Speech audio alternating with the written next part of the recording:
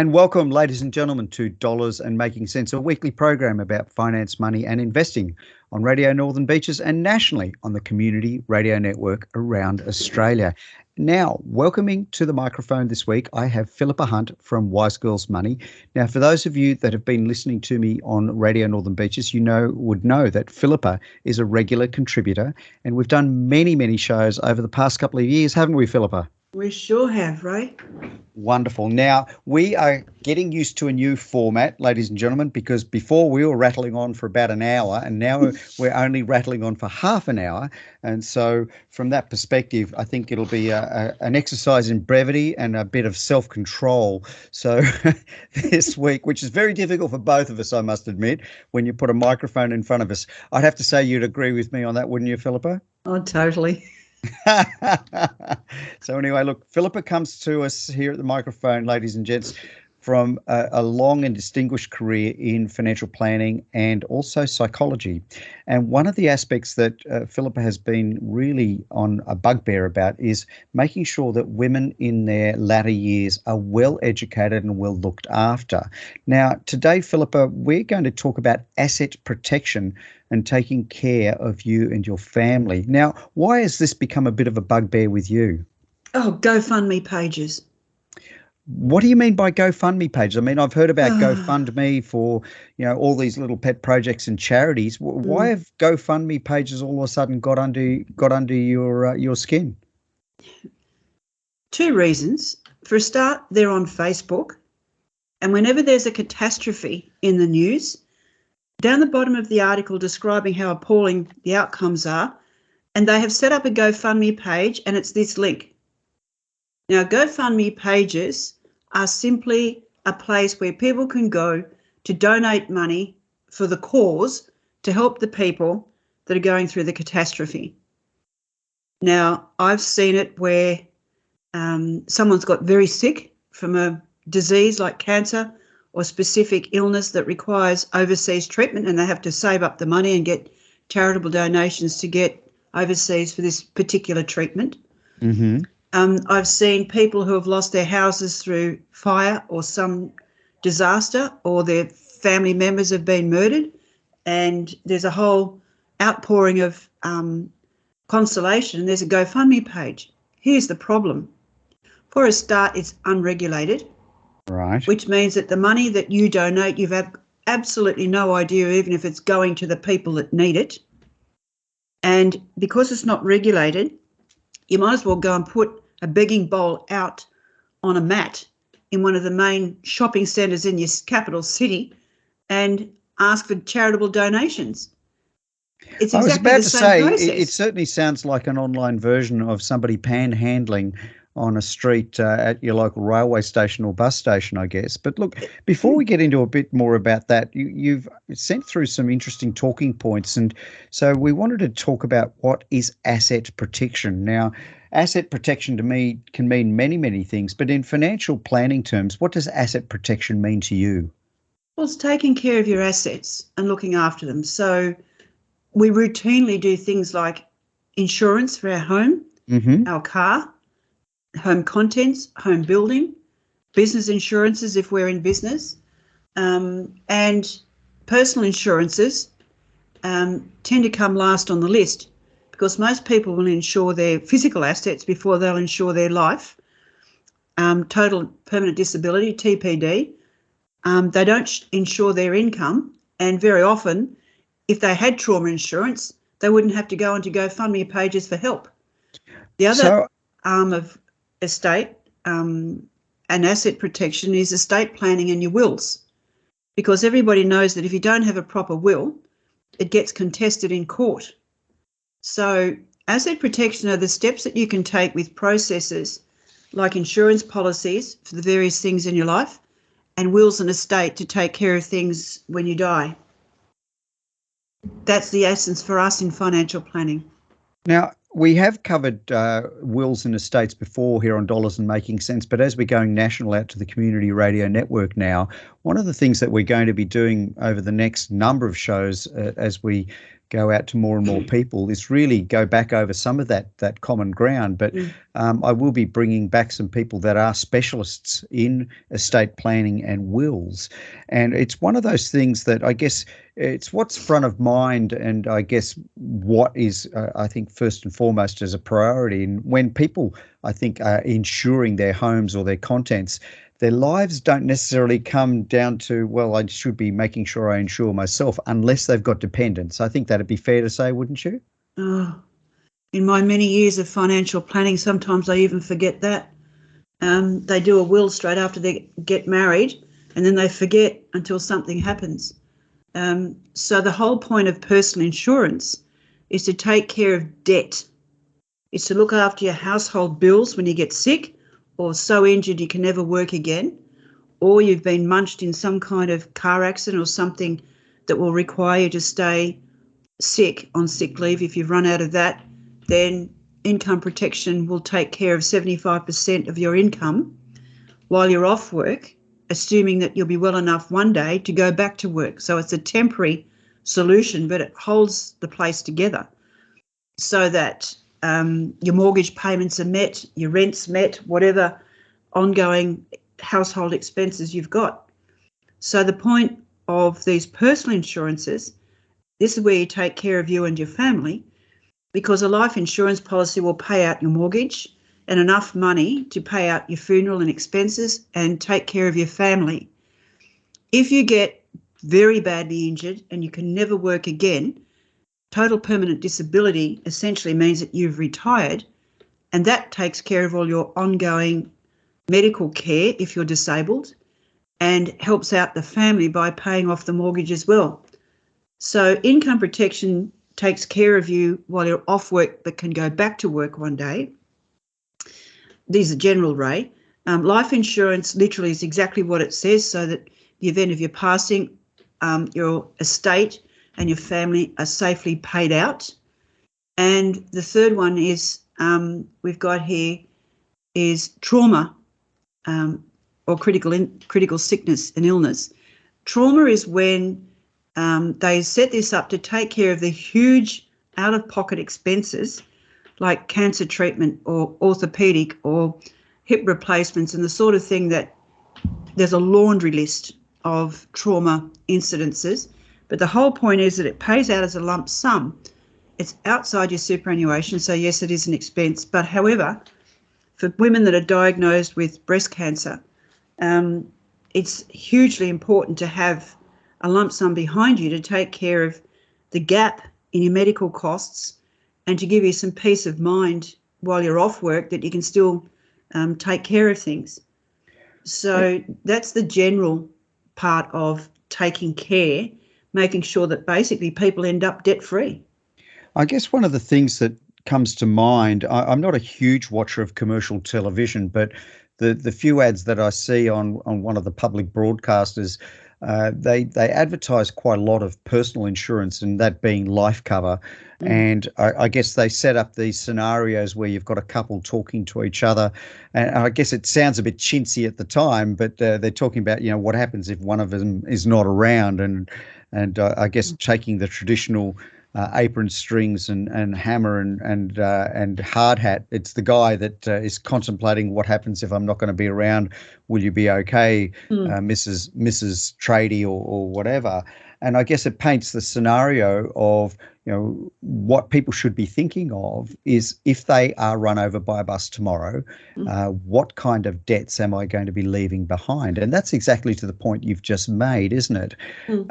It would be fair to say, though, that the Insurance Council of Australia often is on their bugbear saying that the vast majority of Australians are underinsured. Would you agree with that today, Philippa? Oh, Lord, yes.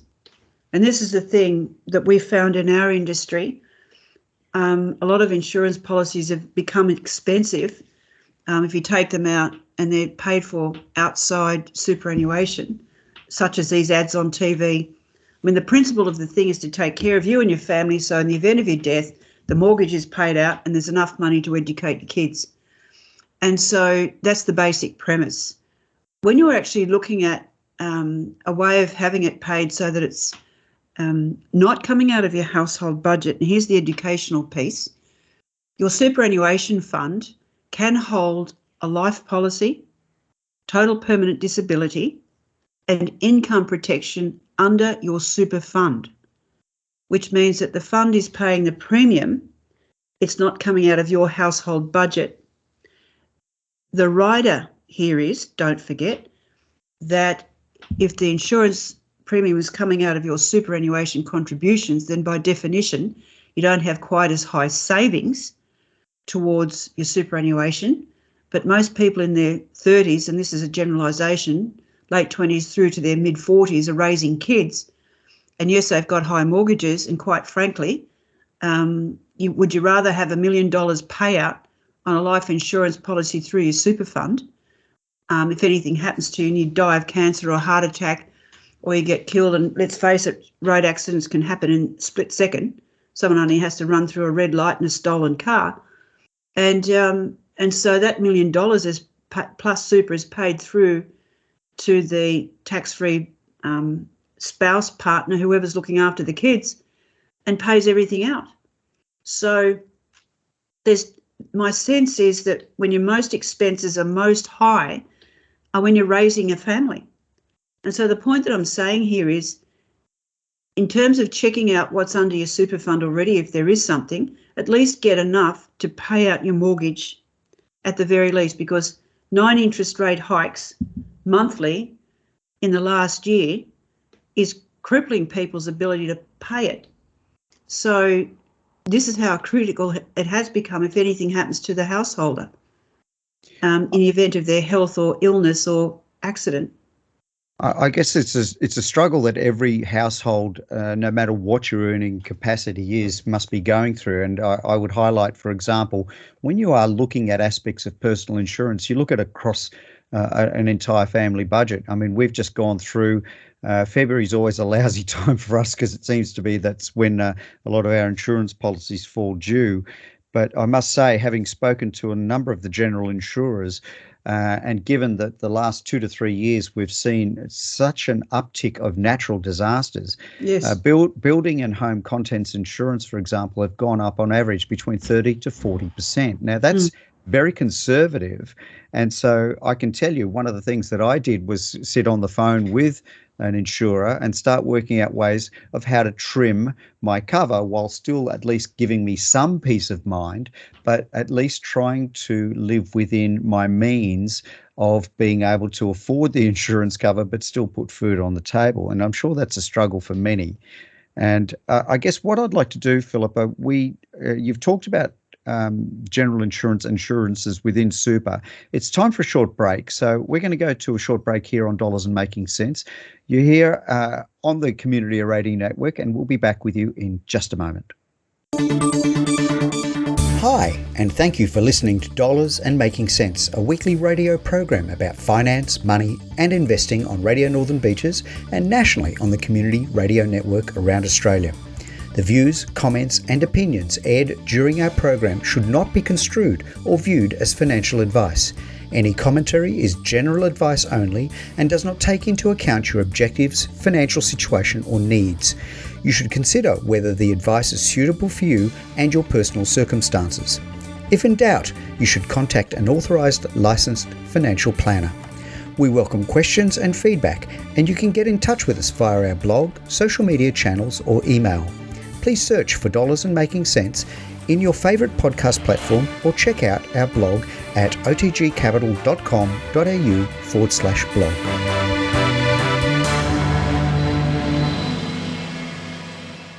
And welcome back, ladies and gentlemen, to Dollars and Making Sense, a weekly program about finance, money and investing on Radio Northern Beaches and nationally on the Community Radio Network around Australia.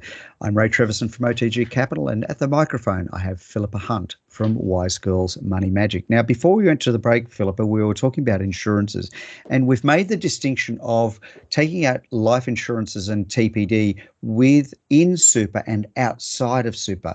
Now, I can recall that certainly listeners to our podcast and Radio Northern Beaches, I've done a couple of shows with Tax and Super Australia, which is now IFPA, the Institute of Financial Professionals Australia, and they have a superannuation specialist, Natasha Panagis. Now, Natasha and I covered in a lot of detail around funding insurances from within super. Now, there are pluses and minuses, and I think before we went to the break, you made a really valid point of the time of life as being a big consideration. So let's cover that a little bit and talk about that and trauma cover as well. That's quite an important piece for people that are permanently disabled, isn't it?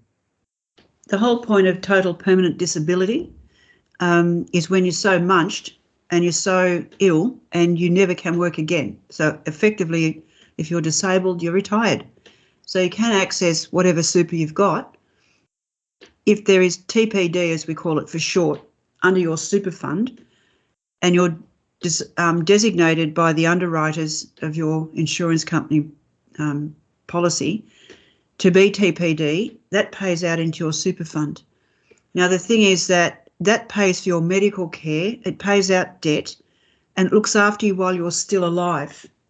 If you do a life buyback, this is getting a bit technical, but what it means is that you've got the life cover as well.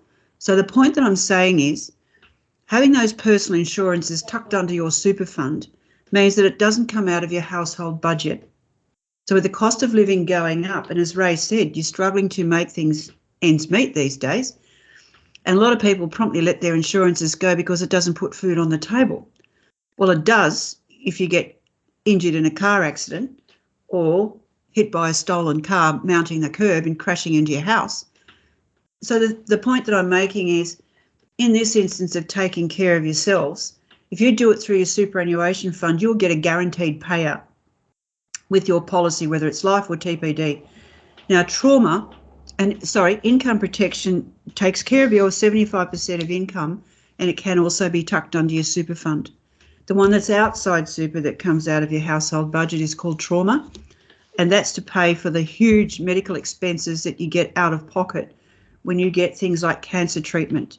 And I can tell you that's rough going because you're so sick you can't make decisions. So when you get a six-figure lump sum payout from your trauma policy, let me tell you, that gives you peace of mind. Because the thing is that while you may not die from the trauma, you still need to have been off work, you've got income protection, you are taken care of, and so are your kids.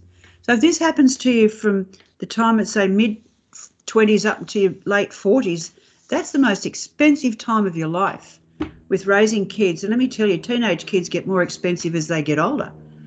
And so they eat you out of house and home apart from their wardrobes as well. So, and their educational expenses. So if anything happens to you, you're it. The buck stops with you. What's going to happen to them if you don't have this network of insurances around you, not just your house and contents and building and car? This is actually taking care of you and your family. So that's why, in terms of accountability and responsibility, it doesn't cost a lot of money to get this done, and it can be done through your super fund. And now that we're going into the national space, as Ray said, we'll be picking up a lot more about this along the way in more depth. Now, I think it's also worthwhile mentioning, Philippa, that as the superannuation guarantee is rising from 10 to 10.5, and it will go up again on the 1st of July to 11%, and is being scaled up to the full 12% that was commissioned and legislated by the previous Labor government and delayed for a little while under the succession of LNP governments, but that is back on the cards.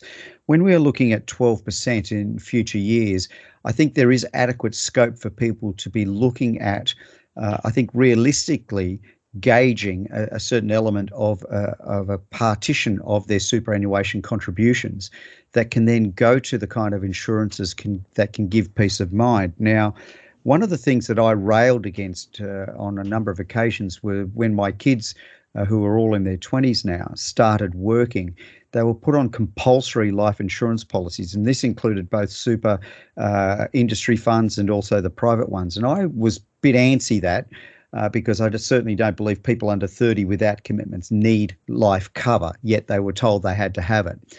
And thankfully, it was legislated and taken out of the mix. The only problem is now is that you've now got a bunch of people out there without life insurance cover, That's right. and they completely forget about it once they get married. And so, Yes. the edge that cut, the sword that cuts twice, I find my own words are coming back to bite me, because whilst you save that money in your early years of super contributions, I think, Philippa, you've rightly said, we've got to start thinking about it. So the moment you get married, kids and ladies and gentlemen, once you're getting into your late 20s and 30s and you start getting commitments, you need to be picking up the phone and talking either to a life agent or your super fund, because they can certainly talk to you as well.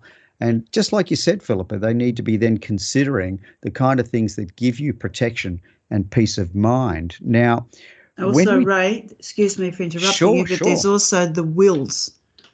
Wills are made in contemplation of marriage and divorce.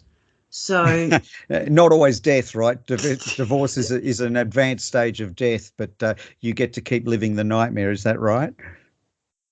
Well, up to a point, depending on what's involved. But the point that I'm making is that wills are an absolute necessity by law. And here's every state and territory has different laws for estate planning and wills. There is nothing in common. You actually have to find out, go to a solicitor in your state that you are domiciled in to set up your will, and that directs your assets to where they have to go.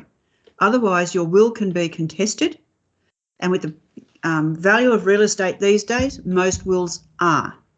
So to keep things safe, Ray will bring more of these estate planning specialists along. You need to go and talk to a solicitor and sort out, get it set up so that everything goes to your spouse or partner. If anything happens to them, where it's got to go to from there. If you don't have a will, the government steps in, and you don't want that. So I guess one of the aspects of ensuring that you are covering yourself as you go forward in your stages of life, we started our recording today in our session around GoFundMe pages, and one of the notes that I was taking down, and I think a lot of people forget, when you contribute to a charity, ladies and gentlemen, you'll normally find that your contributions are tax deductible. So when you contribute to the Salvos or St Vinny's or some of the bushfire appeals that are raised by state and federal governments, they are tax deductible. But I think it's worthy to note that GoFundMe pages are not tax deductible, because all they are is somebody, like we equated to before the break, they're just putting their hand out into the curb and saying, can you please give me some money? And I guess it's a gift in every way, shape and form, because there's nothing coming back, is there? Well, it's also the fact it's now being scammed, and a lot of scammers get into the act and start hacking these as well. And there's no accountability on Facebook. Now, I know of a case where a young child was diagnosed with cancer, a little fella. $250,000 was raised, and the parents promptly went on a luxury overseas cruise. And so there is no accountability for where that money is going to be spent once it's been raised, whereas a charity is accountable to the tax office as to where that money is going. They're highly regulated, and the members of a board of charity are rated more highly in terms of ethics and the person than ordinary directors of ordinary companies. So the problem you've got with GoFundMe pages is the fact that, and it happened last year, there was some well-known celebrity passed away, and somebody promptly set up a GoFundMe page in their name, and they had to put out a press release that they had not set up a GoFundMe page and it was a scam and not to have anything to do with it, all over the radio and social media. So you've got absolutely no idea that the money that's being donated is actually going where it's meant to be, that it's not being hacked and scammed, and the people who are getting this money are not even accountable for where it's got to go or being put to proper use. And I don't know how the government could possibly step in, because it's all done through Facebook. Yeah, it's a fascinating thing, just recent national and global events where we've seen natural disasters and GoFundMe pages get raised at the drop of a hat. one of the aspects there I've seen in recent media articles where there are consumer advocates now stepping up saying that banks should be held liable for compensation and refunding people that are victims of these scams. But I must say, I'm not a huge fan of that, because sometimes people are their own worst enemies. And no matter how many warnings that are out there of people, to not succumb to these kind of get-rich-quick schemes, or the notion that, twanging on somebody's heartstrings and all of a sudden opening up your wallet, I got to say, we keep on saying on this show, caveat emptor, buyer beware. Yet here we are still educating years and years on. I mean, gee, Philippa, we've been around the traps and back again, and it seems to be a never-ending story that people get trapped one way or another. The scams just get a little bit more elaborate and a bit more high-tech these days, but gee, they were around even 30, 40 years ago, weren't they? Yeah, and here's the thing with the scams now, just to give you an idea, when I moved from one state to the other, I closed down the electricity account in the property that I left, and on the date, they did the meter reading and paid the bill. Account closed. Weeks later, I get a text message. Your electricity account is overdue. Please pay. Click on this link. And it was a little bit.ly link. So I rang the electricity company, said there's a scam going around, and this is it. 4 times I got that text message that your particular electricity account is overdue. So finally I shot back and said, account closed, idiots. Scammers. Well, it's fascinating, I guess, and I love tech. I come from a tech background, even though I'm in finance these days. And, I just upgraded my phone at the beginning of the year. And one of the nice things that's happening with smartphones now is that you've got these lovely little adding on buttons where you can block or report these particular numbers. And so now even the phone companies and the manufacturers themselves are setting up their own databases where when you've got a phone number coming up or a text comes up, you now start getting additional information that says this is suspected spam. And so I must admit I'm hitting the red button more often than not. So if I don't know who it is, I just tend to block it and send it away. So I think that's a good way of keeping it at bay. I let them go through to message bank. Because I never leave a message, then I block the number. Yeah, that's a good move to do as well. Because I don't know whether someone's just ringing me up out of the blue for something. And then if they leave a message, then I'll call them back. Yeah. And then I put that contact into my phone. Okay, so look, we're just about out of time, Philippa. I think it's been a very useful session today. We are getting used to a new format here on Dollars and Making Sense. So today we've been talking about protecting one's assets and making sure that we've got the kind of insurances and cover that give us peace of mind. And I think it's well worth a further investigation with some links that we'll put on our blog and social media pages around life insurance, both within and outside of superannuation.